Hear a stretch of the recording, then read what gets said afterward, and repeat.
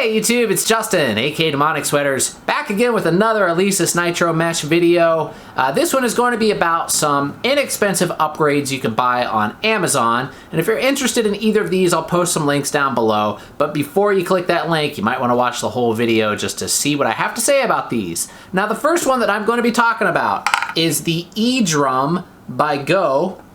Now this drum is a 10-inch dual zone trigger pad. And it's very affordable. They're about $90, I believe, on Amazon. And but aside from that, there's not much else good I could say about this thing. It looks nice. The whole thing was very promising, I thought, when I first, got it and looked at it out of the box. It's dual zone, like I said, dual trigger. It has a trigger inside on the head as well as one for the rim. And it is a metal rim that's covered with kind of this rubberized surface on here, so when you hit it, it doesn't make a lot of sound. Now the feel of the drum is good. It feels really nice. It's got a good mesh head on there, and it feels well made. However, it just does not trigger very well. When I was playing this drum, and I tried a lot of different settings on the Nitro module, where you can adjust crosstalk settings, you can adjust sensitivity. Basically, I played around with it for about 2.5, 3 hours, and I really could not get this thing to trigger very well. And the main problem is it double triggers pretty much all the time. When you hit in the center, you get 2 sounds instead of 1, and then sometimes it just misses completely, or it's very quiet. It's very inconsistent. It has a really horrible hot spot over towards the side where the trigger is. And then in addition to that, the rim pretty much triggers all the time. You can turn the sensitivity all the way down and it still triggers. Even when you're hitting in the center of the drum, you almost always get another sound coming from the rim, and that might be what's causing the double sound of it. Now you could disable the rim, I guess, but I don't want to do that. I didn't want this trigger because it had, I didn't want to have to disable something in the trigger, and the reason why I wanted it was because it was dual zone, and I wanted to use it as my snare because it's a bigger pad than the 8-inch snare pad that comes with the Alesis Nitro. And it looked nice, but overall it's just not worth getting, in my opinion. It has this kind of mount on the bottom here too that comes with it that attaches with little wing nuts right here, and I'm not really sure what this is supposed to fit. I couldn't get it to fit in any piece of hardware that I have, but maybe there is a specific type of electronic drum set that does fit in, but nothing that I have, no stands or anything on the Alesis Nitro mesh, it won't fit any of those. So I do not recommend the Go eDrum. I'm going to be sending this back today. I got the receipt. I'm going to box it up and send it back. The second piece of gear I'm going to review is the Pentek TC Series 14-inch trigger cymbal. Now this cymbal is very, very cheap, and it's very thin. As you can see, it bends. It's very cheap, kind of rubbery plastic with just a trigger input on the bottom. It's a single zone cymbal. But this thing is only $29, and that is a really, really affordable electronic cymbal, and probably one of the cheapest I've ever seen. And in addition to that, it performs actually quite well. I'm very impressed with the sensitivity and the accuracy of the triggering. It doesn't double trigger. I get a nice single sound every time I hit it. Of course, like I said, it's very thin, so I don't know if it's going to last a really long time. But $30, I'm just using it as a third crash, basically. And so I think it will probably last me. When you hit it, it's very silent.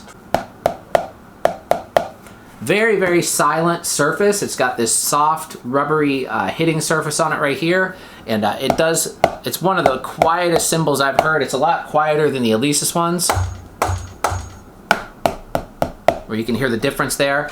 But, the Alesis ones aren't that loud either, so they don't really bother me. But if you're looking for a nice, cheap add-on cymbal for the Alesis Nitro Mesh, this one is working well for me. You might want like something that's a little better, a little more heavy duty, but if you don't want to spend a lot of money and you want something that triggers accurately, the Pintech TC Series is a really, really good deal. $30 for the 14. They also make them up to 18 inches, which I think, to me, that's a little bit too big for this particular drum set. Everything's pretty small on the Alesis Nitro Mesh, so I didn't want like anything huge. I thought maybe one slightly bigger cymbal would be good. And now I can use this at either as a third crash or as my ride cymbal if I want to.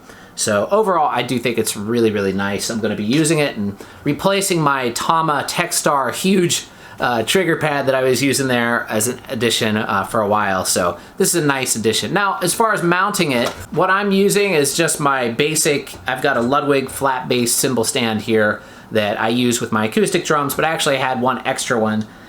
So I just basically just put it on a cymbal stand and it works just fine. The one thing though is I noticed, well, this has more to do with how I have my drums set up. I have them on that floating riser that I built a while ago, and you may have seen my video on that.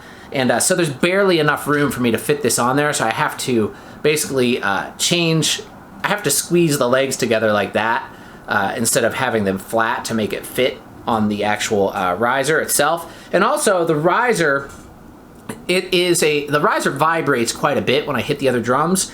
And one thing I noticed is if I have this too close to the kick drum pad, the kick drum kind of vibrates through the stand and does cause the cymbal to trigger a little tiny bit. But I can mostly eliminate it with the crosstalk settings and the sensitivity settings in the module. And if I just move the cymbal a little bit away from the kick drum pad, it doesn't seem to do it at all. So that is the only thing that I noticed as far as a downside, but really that has more to do with how I have it mounted and my platform that I have the drums on. So that's all really I wanted to say. I don't have a lot more to show you guys. I could show you a little bit of me playing it, which maybe I'll do right now or here on the end of the video, so you guys can get an idea of how it looks on the set.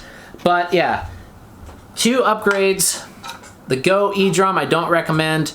And actually, now that I'm holding this, it almost sounds like one of the triggers came loose in there. And and that's another thing I forgot to mention, is I did take it apart to look at how the triggers were attached to the drum, and basically one of them is sandwiched between a piece of foam on the edge there, and the other one is just stuck to the plastic, like right here to the plastic of the actual shell of the drum, and that's supposed to be the rim, and it sounds like that one actually came loose. I think that's what I'm hearing right now, and I don't know if that's the cause of the double trigger, but it wasn't loose when I opened it up. But it just doesn't seem to be very well made, at least the triggering part of it, the sensor part inside the drum, or the piezo part inside the drum. The drum itself is actually not that bad. Now, I suppose you could probably put your own piezos in there and rebuild the inside, but if you're gonna do all that, why bother? You know, just if you're gonna buy one and not make one yourself, I want it to work how it's supposed to work out of the box. You know, if I'm gonna make one myself, then I'll just take an old drum and make a trigger out of a drum, which I've done in the past and had much better results with those than I do with this. But anyway, thanks for watching, everybody, and I'll close out the video with a little bit of playing example, just so you guys can see me playing the new TC trigger, cymbal trigger on there, and hopefully you guys enjoyed the video. If you did, let me know by clicking thumbs up and subscribing, and I'll see you all real soon.